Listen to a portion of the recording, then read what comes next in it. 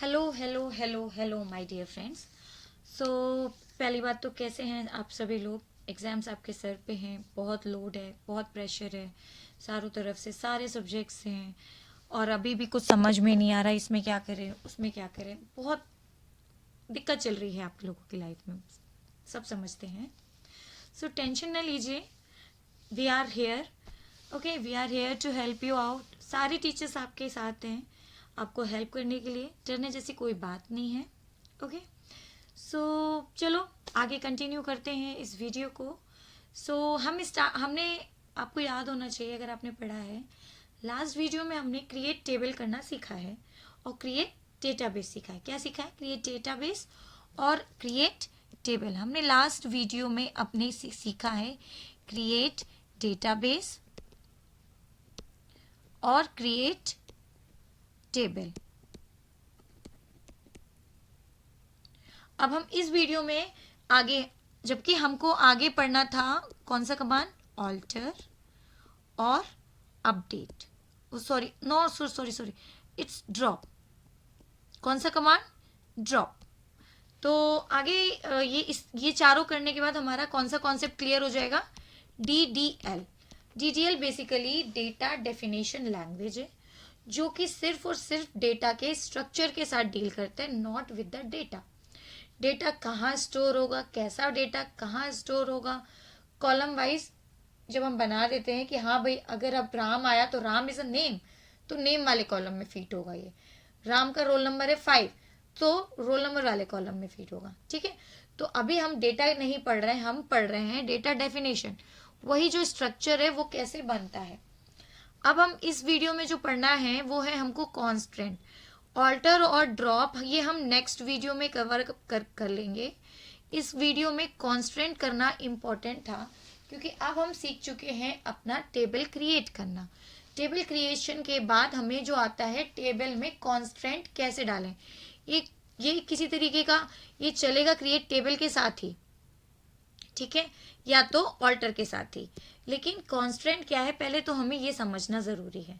तो basically constant क्या होता है? कॉन्स्टेंट कंडीशंस होती हैं। क्या है? देखो लिखा हुआ है data integrity through constant. Constant क्या होता है? Constant refer to a condition और limitation we apply on any column. मैंने बोला रोल नंबर है, रोल नंबर कभी कॉलम खाली नहीं जानी चाहिए। ठीक है, अगर किसी का डेटा फीड है तो रोल नंबर ज़रूर उसका मेंशन होना चाहिए और रोल नंबर कभी रिपीट नहीं होगा। जैसे कि हमने लास्ट क्लास में प्राइमरी की पढ़ा था, तो उसमें यही होता है ना कि रिपीट नहीं होता है और कभी नल नहीं हो सकता है। तो वही कांस्टेंट हम अब इधर लगाना सीखेंगे कि किसी कॉलम को हम अब प्राइमरी, यूनिक और भी बहुत सारी कंडीशंस होती हैं वो कैसे लगाते हैं। मैंने कहा मेरे यहाँ मेरी कंपनी में जो काम कर रहा है उसकी सैलरी 2000 से कम नहीं होगी। क्या लग गया? कंडीशन। मैंने बोला कि नाम, अगर किसी को कोई एम्प्लॉय मेरी कंपनी में ज्वाइन किया है और उसने अपना CV सबमिट किया, उसने अपना आधार कार्ड नहीं सबमिट किया है, तो आधार कार्ड कभी खाली नहीं जाएगा, उसको सबमिट करना ही करना है। तो आधार कार्ड कॉलम में क्या कंडीशन लगा दी? एक और कंडीशन लगा दी। तो यही इस वीडियो में हम समझेंगे कि हम टेबल में कैसी कैसी कंडीशंस लगा सकते हैं।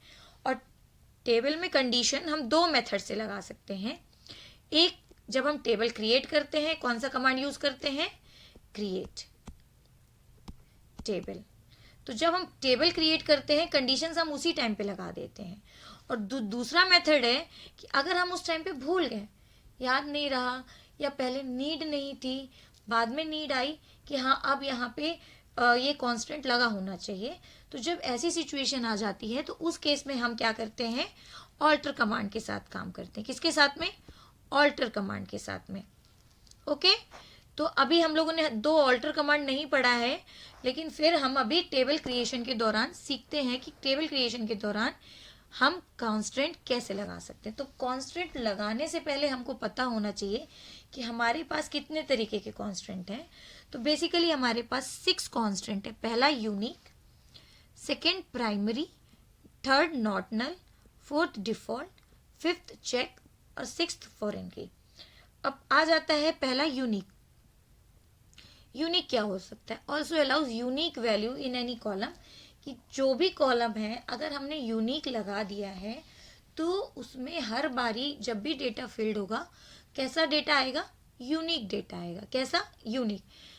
But it allows to fill null values.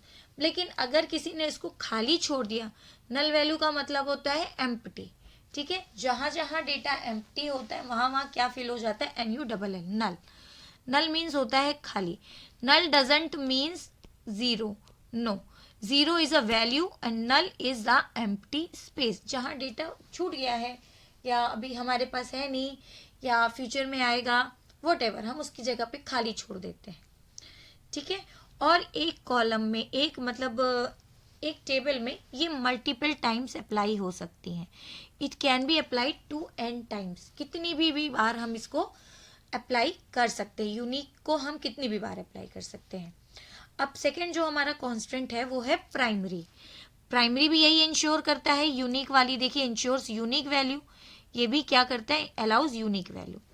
But difference कहाँ आता है, कहाँ हमको यूनिक लगाना है और कहाँ हमको प्राइमरी लगाना है। तो आपको एक छोटा सा रिमाइंडर दे देते हैं कि जब हम लोगों ने लास्ट टू लास्ट वीडियोस में पढ़ा था ना कि प्राइमरी की, तो प्राइमरी की एक टेबल में एक ही लगती है और प्राइमरी की नल वैल्यू को होल्ड नहीं करती है। क्या करती है, होल्ड नहीं करती है। जबकि यूनिक नल वैल्यू को होल्ड कर रहा है और एक टेबल में मल्टीपल टाइम्स ये अप्लाई हो सकता है। और प्राइमरी एक कॉलम में अप्लाई होती है, एक या एक से ज़्यादा कॉलम में, मतलब एक टेबल में एक ही बार। Only one primary can be applied in one table, ठीक है। समझ में आया, यूनिक और प्राइमरी की कहाँ लगाना है, जहां हम चाहते हैं कि बस यूनिक डेटा फील्ड हो या तो नल हो। जिस भी कॉलम में, मल्टीपल कॉलम्स में हम यूनिक लगा सकते हैं। बट अगर हमने किसी को प्राइमरी बना दिया तो प्राइमरी में क्या होता है ना कि एक तो एक कॉलम में सिर्फ एक ही प्राइमरी होती है, दो हो नहीं सकती है, पहली कंडीशन। और दूसरी कंडीशन जो प्राइमरी की के साथ आ जाती है कि ये नल वैल्यू स्टोर नहीं कर सकती है, ठीक है। तो अगर डिफरेंस आ जाए, what is the difference between unique constant and primary की कांस्टेंट, तो यूनिक की कांस्टेंट और प्राइमरी की कांस्टेंट का यही डिफरेंस है कि यूनिक नल वैल्यू होल्ड करता है, यूनिक मल्टीपल टाइम्स अप्लाई होता है, और प्राइमरी की क्या करता है, ये वन टाइम ही एक टेबल में एक ही बार अप्लाई होता है और ये नल वैल्यू होल्ड नहीं करता है, ठीक है। आई होप समझ में आया। थर्ड कंडीशन है हमारी नॉट नल। नॉट नल का मतलब है कि खाली नहीं रहना है। अब हम चाहते हैं कि भाई हमारे स्कूल में किसी ने एडमिशन लिया है तो उसका नाम तो एटलीस्ट होना ही चाहिए, बाकी का डिटेल्स हम बाद में भी ले लेंगे, ठीक है। क्या होना चाहिए, नाम तो होना चाहिए। भाई प्रकाश नाम का एक लड़का आया हमारे स्कूल में एडमिशन लेने, डेटा नहीं लेकर आया, ठीक है। तो हमने उसको एडमिशन तो दे दिया, उसने फीस भर दी, सब कुछ कर दिया। तो हमने क्या किया, उसको एडमिशन दे दिया, बट उसका अभी बाकी का डेटा नहीं आया। तो हमें कंडीशन लगा दी कि नाम तो एटलीस्ट हम उसका भरें तो नल वैल्यू को ये होल्ड ना करे, ठीक है। अगर हमने किसी भी कॉलम में कंडीशन लगा दी नॉट नल तो वो कभी खाली नहीं रह सकती। आप उसको ट्राई भी करेंगे ना इंसर्ट करने की, डेटा को डालने की भी, कि उसको खाली छोड़ दें, तो भी ये खाली नहीं रहेगा। वो एरर मैसेज शो कर देगा कि this column can not be null, fill some data है, ठीक है। सेकेंड क्या है, डिफॉल्ट। मेरे पास कंपनी है ABC, ठीक है। ABC कंपनी में मैं हायरिंग कर रही हूँ अपने एम्प्लॉयज़ की।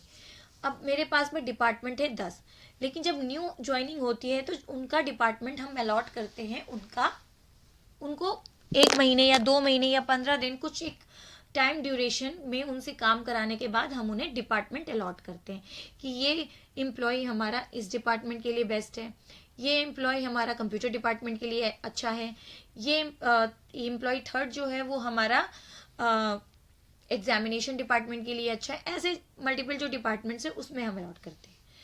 तो अगर हमारा जो एम्प्लॉय आया उसे इनिशियली हमने कोई भी डिपार्टमेंट नहीं दिया, तो हमें उसको एक डिफ़ॉल्ट डिपार्टमेंट हम दे दें कि अगर कोई भी एम्प्लॉय आता है और जिसका डिपार्टमेंट खाली नहीं है तो हम उसे कोई डिफ़ॉल्ट डिपार्टमेंट दे दें, मान लो D002 डिपार्टमेंट। जब भी कोई नया एम्प्लॉय आया और उसको डिपार्टमेंट अलॉट नहीं हुआ है या समझ में नहीं आ रहा है कि किस चीज़ के लिए बेटर है, या ऑलराउंडर है तो कहाँ कहाँ भेजें ये भी नहीं समझ में आ रहा, तो उसे एक डिफ़ॉल्ट में दे दिया कि जो भी ऐसे लोग हैं उनको D00 डिपार्टमेंट 002 में डाल दो, तो ये होता है default value. It allows to specify any value which will be automatically inserted in the column. अगर हमने वो खाली छोड़ दी ना, तो नल भरने की बजाय क्या करेगा, वो डिफॉल्ट वैल्यू स्टोर कर देगा. जैसे कि अब दूसरा एग्जांपल इसी का देखते हैं कि अब सब लोगों की, तुम लोगों की रिपोर्ट कार्ड जनरेट हो रहे हैं. रिपोर्ट कार्ड जनरेट हो रहे हैं. मेरे पास में 40 स्टूडेंट की स्ट्रेंथ है. मैंने लेकिन उसमें 4 स्टूडेंट को के मार्क्स नहीं चढ़ाए. क्यों नहीं चढ़ाए? क्योंकि वो एब्सेंट थे. तो हमने क्या दे दिया कि मार्क्स कॉलम में क्या कर दिया, डिफॉल्ट ए बी डाल दिया. डिफॉल्ट ए बी का मतलब है कि अगर मैंने कोई कॉलम को खाली छोड़ा है, मतलब वो बच्चा एब्सेंट है और वो बाय डिफॉल्ट फिल कर ले, तो उसको बोलते हैं डिफॉल्ट वैल्यू. आई होप समझ में आया होगा. हम इसको आगे और एग्जाम्पल्स के साथ समझेंगे तो ज़्यादा बेटर समझ में आ जाएगा. ठीक है, तो बस ये चेक करिएगा कि अगर हमें कभी भी कोई कॉलम में हम वैल्यू नहीं दे रहे हैं, नल आने वाला है, तो नल ना आए, कोई एक डिफॉल्ट वैल्यू आ जाए, उसके लिए हम डिफॉल्ट कॉलम का यूज करते हैं. नेक्स्ट है हमारा check. Check is basically used. Check क्यों यूज होता है? मैंने कहा अगर मैंने एबीसी जो कंपनी है मेरी, उसमें एम्प्लॉयज हमने हायर करे हैं, किसी की भी सैलरी 2,000 रुपए से कम नहीं होनी चाहिए, तो वो क्या हो गई, चेक कंडीशन, कि अगर 2,000 से नीचे किसी को सैलरी दी जा रही है तो वो नॉट अलाउड है. ठीक है, तो उसके लिए हम यूज करते हैं चेक. चेक देखो, इसमें एग्जाम्पल भी देखो यही दिया, allows you to specify a range of value that can be entered. मतलब 2,000 से ऊपर होना चाहिए.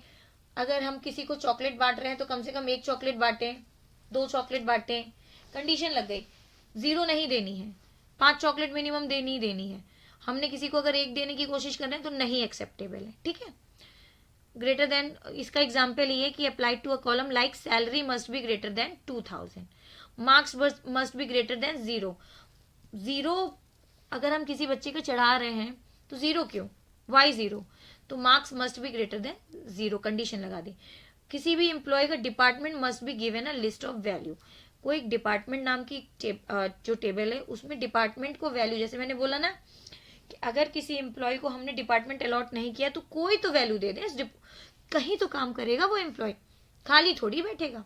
कंपनी खाली बैठने की तो सैलरी देती नहीं है किसी को, तो खाली तो बिठाएंगे नहीं उसको कोई ना कोई तो डिपार्टमेंट बाय डिफॉल्ट देंगे ही देंगे. तो वो कौन सा देंगे, वो डिफॉल्ट में सेट कर दिया. अगर किसी को डिपार्टमेंट अलॉट नहीं हुआ तो बाय डिफॉल्ट हम लोगों ने क्या सेट कर दिया, ये. तो यही कंडीशन यहाँ पे चेक किया, ऐसा है कि नहीं है, बस. फॉरेन की क्या होता है, ये जब हम 2 टेबल की बात करते हैं ना, जब एक नहीं, अब यहाँ 2 टेबल, और 2 टेबल में हम एक रिलेशनशिप बिल्ड करना चाहते हैं, तब हम प्राइमरी की का कॉन्सेप्ट यूज करते हैं. इसको हम लेटर ऑन पढ़े तो मुझे लग रहा है ज्यादा बेटर है, क्योंकि अभी जो है बेसिकली 1 2 3 4 5 कॉन्स्टेंट ज्यादा इंपॉर्टेंट है, और अभी सबसे ज्यादा हमें फोकस इसी पे करने की जरूरत है. ठीक है, अब हम कॉन्स्टेंट समझते हैं कि लगाते कैसे हैं, और अभी जो हम कॉन्स्टेंट लगाने वाले हैं वो किस कमांड के साथ, क्रिएट टेबल के साथ लगाने वाले हैं.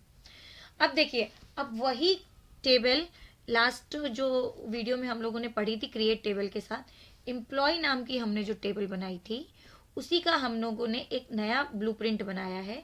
अब इस ब्लूप्रिंट के अकॉर्डिंगली हमें क्या करना है, टेबल बनानी है. ठीक है, तो इसमें देखिए कॉलम, ये है column name, employee number, date name, department, salary. ये है उसका डेटा टाइप, ये है उसके साइज 5 30 10 10, और ये है कांस्टेंट. एम्प्लॉय नंबर को प्राइमरी की बनाना है, नेम को बनाना है हमको नॉट नल, डिपार्टमेंट को बनाना है कम से कम D001, जो किसी को अगर डिपार्टमेंट नहीं इंस्टॉल्ड है तो D001, और salary must be greater than 2,000. अभी हमने ये कंडीशन लगा रहे हैं. तो पता है, मैंने लास्ट टाइम बताया था कैसे चलता है, ये ऐसे आता है, देन वापस ऐसे जाता है और ऐसे आता है, देन अगेन हियर ऐसे चलेगा, देन अगेन हियर ऐसे आएगा. ऐसे मतलब देखिए, क्रिएट टेबल एम्प्लॉय. अब आप यहाँ देखिए, यहाँ है हम लोग एम्प्लॉय से एम्प्लॉय नंबर, पहला कॉलम क्या है, employee number, data type int space int, फिर डेटा टाइप उसका size 5 space size 5 space constant क्या है, प्राइमरी की, स्पेस प्राइमरी स्पेस की। देखिए सारे कांस्टेंट मैंने ब्लू कलर से दे रखे हैं, फिर कॉमा लगाता है। मतलब अभी तक जो हम बना रहे थे नॉर्मली, वो ऐसे बना रहे थे EMP number space int 5 comma, second column आ जाता था नेम वैरकेर 30, ऐसे ही कॉमा आगे करते थे। तो अब ऐसे ना करके अगर कांस्टेंट दे दिया तो सेम टाइम पे ईएमपी नंबर स्पेस उसका डेटा टाइप स्पेस उसका कांस्टेंट, सेम फिर नेक्स्ट कॉलम, कॉमा जरूर लगाइएगा, और कॉमा उस कॉलम की डेफिनेशन खत्म होने के बाद ही लगाते हैं। सेकंड नेम वैरकेर नॉट नल लगा दिया कि नाम कभी खाली नहीं होगा, ठीक है। फिर थर्ड है डिपार्टमेंट, डिपार्टमेंट वैरकेर 10 जैसा गिवन है वैरकेर 10, और उसको डिफॉल्ट वैल्यू दे दी। अगर किसी को हमने एम्प्लॉय को डिपार्टमेंट नहीं अलॉट किया तो वो बाय डिफॉल्ट कहाँ चला जाएगा, D0001 में चला जाएगा। अब salary must be greater than 2000, तो कैसे लगाते हैं check condition, salary int check salary must be salary greater than 2000। Okay, I hope ये समझ में आ रहा है आप लोगों को। नहीं आ रहा है, कोई भी डाउट है प्लीज मुझे बताइएगा। अब मैं आप सबसे रिक्वेस्ट करना चाहूंगी कि इस जो इस स्क्रीन का, इस पेज का भी स्क्रीनशॉट ले लीजिए, ठीक है। क्वेश्चंस, ये केस स्टडी है, एक छोटी सी क्वेश्चंस ऐसे ही आते हैं। इस केस स्टडी में देखिए 4 क्वेश्चंस हैं, ये चारों आपने ही सॉल्व करने हैं, मैं आपकी हेल्प करूंगी, ठीक है। इस 4 क्वेश्चंस पे 4 क्वेश्चन है, मतलब इसका वेटेज कितना है इस क्वेश्चन का, 4 मार्क्स। एसक्यूएल के जितने भी 90% क्वेश्चंस आते हैं वो 1 मार्क्स ईच होता है। अगर कोई क्वेश्चन 4 नंबर पे आ रहा है मतलब उसके इंटरनली 4 क्वेश्चंस हैं। 3 नंबर में आ रहा है तो मतलब इंटरनली उसके पास 3 क्वेश्चंस हैं।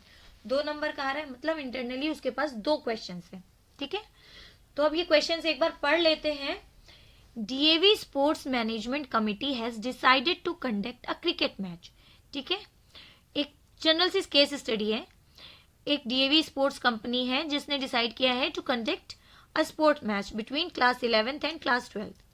Student of each class are asked to join one of 4 teams, मतलब क्लास के हर बच्चे से कहा गया है कि ये उनको टीम्स ज्वाइन करनी है। पहली team Titan, team Rockers, team Magnet और टीम ह्यूरिकेन, ठीक है। इन ये 4 टीम बना दी हैं और हर क्लास के बच्चे को इन 4 टीम्स के लिए करना है, किसी भी ना किसी एक टीम को ज्वाइन करना है। जैसे हमारे स्कूल में ही red house, blue house, green house है ना, बनाते हैं ना, वैसे ही यहाँ पे टीम टाइटन, रॉकर्स, मैग्नेट और ह्यूरिकेन नाम से बना रखा है। अब during summer vacations various matches will be conducted, summer vacation में बहुत सारे मैचेस कंडक्ट होने वाले हैं। Help your sports teacher to do the following, अब अपने स्पोर्ट्स टीचर की हेल्प करो।